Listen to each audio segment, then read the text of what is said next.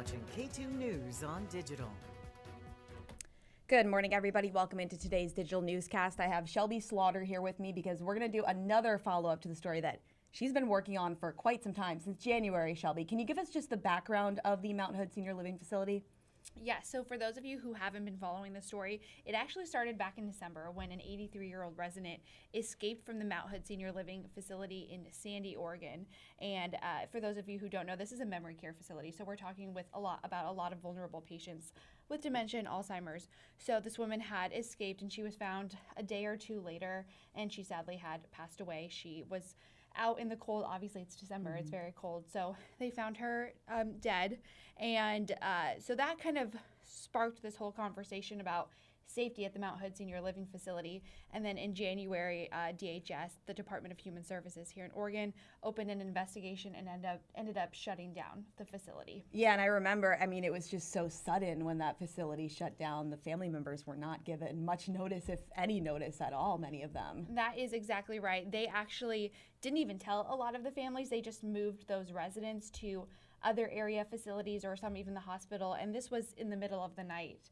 Yes. DHS shut it down so abruptly that the facility just closed and those residents were moved elsewhere. And then Shelby, I know you got your hands on a report yesterday, and let's talk about some of those key findings in that report, because I mean, there was a lot. It was what, over 30 pages, you were saying? Yeah, and actually I have it right here.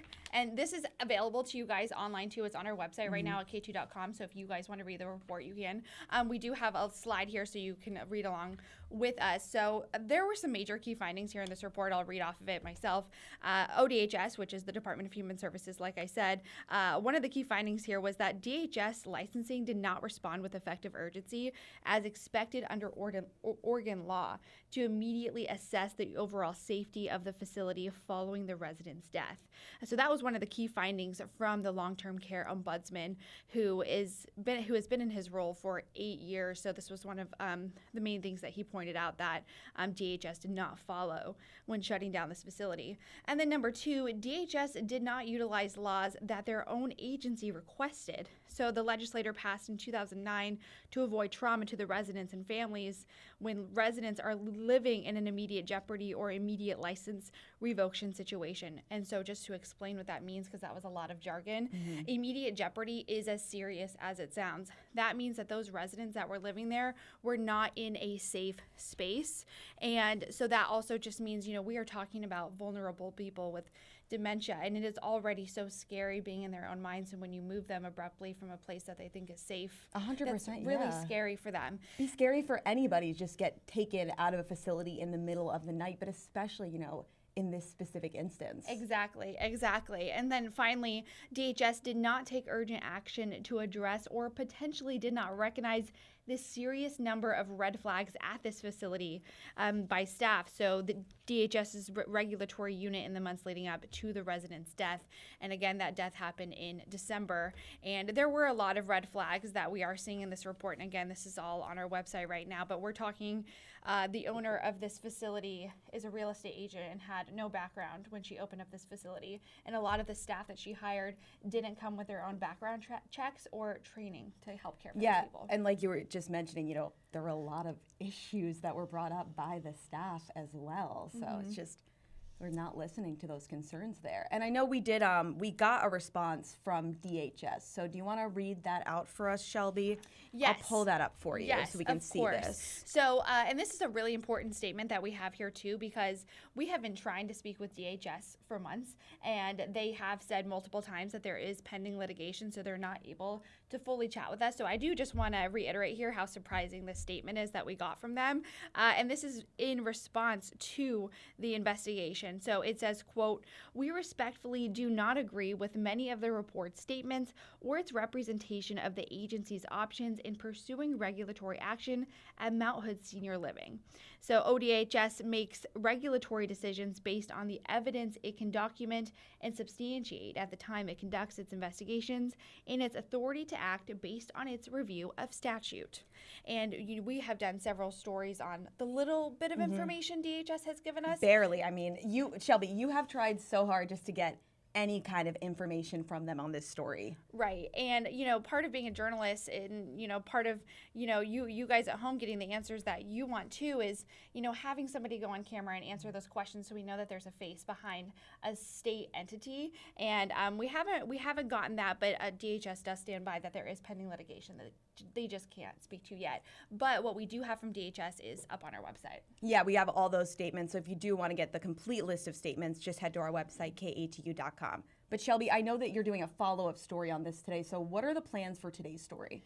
Yes, so we got a lot of information from Fred Steele, the state ombudsman, and so we're going to kind of dive deeper into that. And for those who have been following the story with us for months, we have spoken to several families who were impacted by this move, one of them being a woman named Melissa Fisher. Her aunt actually was one of the women moved in the middle of the night, and there's been some trial and error trying to get their aunt into a safe facility because, again, in this report it was noted that DHS actually moved some of these residents to facilities that had just as many violations as the Mount Hood Senior Living.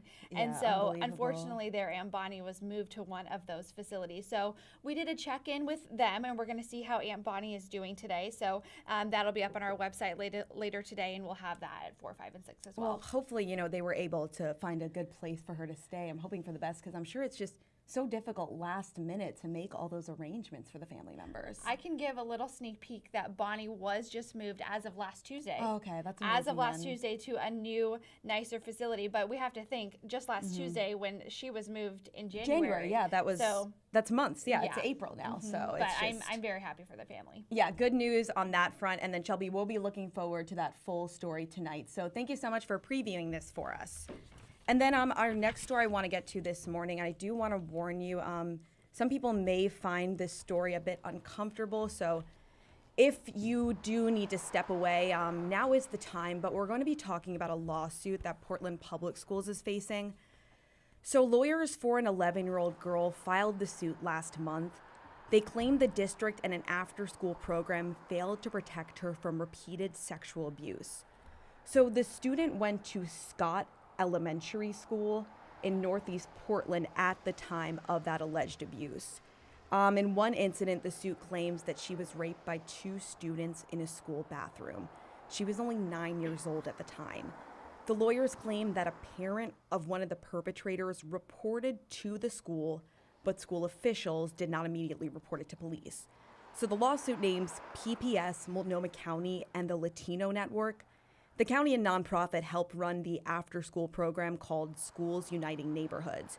PPS says it learned of the allegations last week and is investigating. The Latino Network says it takes those allegations very seriously. The organization also says the allegations are not directed toward any current or former staff.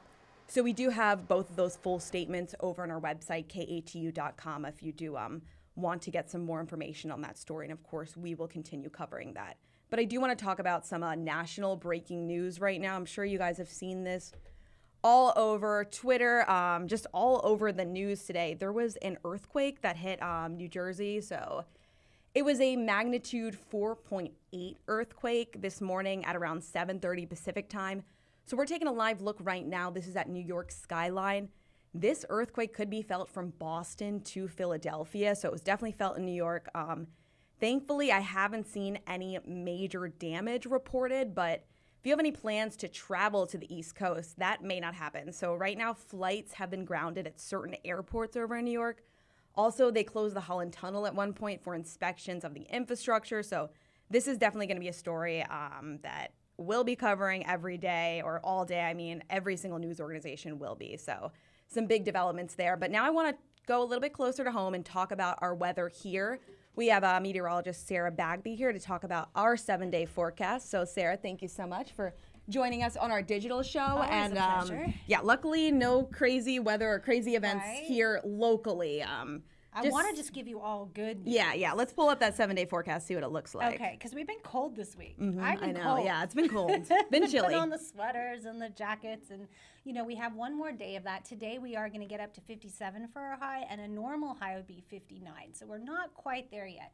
And we are looking at another 2 days of cold weather with those showers, but they are light. We put showers on Sunday. I think it's going to be really light. We're going to see some sun breaks in there.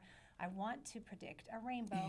I Over know. the weekend, we'll have that. Hopefully. I think so. But Sarah, today people are going to be looking for weather for the Hops game. So I want to That's pull right. that up there because I know it's not looking the best, but I mean, at least the showers are probably going to be a little bit later in the game. So. Yeah, I don't think anyone has to worry about the showers during the game unless it goes long, because the showers are going to be around 9 p.m. or after. So, bring your rain gear, because you never know if it could be a long inning. You never know. But mostly just dress warm for that. Yeah, I'm sure, Yeah, get a it shouldn't be Hillsboro too bad. Hops rain poncho or something. I Yeah. don't know. I'm sure they sell those. Yeah, they probably will if they want to make money today. Yeah, to pay for 100%. it. That's a great idea. But let's talk a little bit more about that Hops game. This is some video from this morning. We were out there. It looks like it's going to be a lot of fun. Yeah, there's the mascot. It was a great time. So, yeah, we got to speak to them. They did acknowledge the rain today. But you know what? They're still so excited to go out there. So listen to what their president and their general manager said. This is the best day. Home opener, get things going again. Feels like spring's coming. We have a really good team, and we love opening day. It's time to get things going. And I love how the mascot is just still behind him, having so much fun there. But Yeah, he was running the bases earlier. I think tonight's going to be so much fun. Everyone is so pumped for it. it's going to be a great time. And you know what else is going to be a great time? Today, you can get new ice cream from Salt and Straw. I'm excited about this one. So let's pull this up here. They're launching their upcycled food series menu. So yeah, this is going to be very interesting. Salt and Straw, upcycled food series menu. Ice cream company teamed up with several different brands, and those flavors include salted caramel chocolate brownie, chocolate caramel potato chip banana bread as well, Sarah. It also includes passion fruit yuzu mochi donuts and whey curd. Okay, I don't know. Like the whey curd part sounds a little interesting, It's but very Portland, though. And I you're saying know, we yeah. can get these today? Like we Yeah, can no, go they out start tonight? Friday. Okay, Yeah, okay. yeah. So that's great. I'm kind of interested in the banana bread one. I mean, the whole idea of upcycle is that they're using things that would be normally thrown out, right? Exactly. So that kind of banana bread's the best Yeah, kind. exactly. So And it's I'm great for the curious. environment. Yeah, that's true. It's a And good- I don't think I've ever had idea. anything bad from Salt and Straw. I just love to go True. in there and taste all their flavors. But thank you so much for giving us that weather forecast, Sarah. And I did just want to talk about what we are covering for you guys today. We are taking a live look over the city of Portland. Today, all of our reporters are out there getting the news for you guys. So I was just in our morning meeting. Our reporter, Christina Giardinelli, she's going to be doing a story on the unemployment issues that we've been having. We've had multiple viewers call in about the system they can't get through. And then Emily Gersh will be doing a story on the camping ban follow, the camping ban that was proposed by Mayor Ted Wheeler. She'll be doing a follow-up on that. And then you guys saw Shelby. You know what she's going to be working on today. But yeah, Shelby is going to be working on a story regarding the closure of the Mount Hood Senior Living Facility. So stay tuned for that story as well. But yeah, everybody, have a great day. Thank you so much for joining us on today's digital newscast. And we'll see you. I was about to say we'll see you again tomorrow, but we will see you again on Monday then. Eclipse Day. Yeah, Eclipse Day. That's going to be fun. We'll be doing a lot of special stuff for the eclipse. So stay tuned for that. This has been a KATU News Digicast. KATU News is on your side.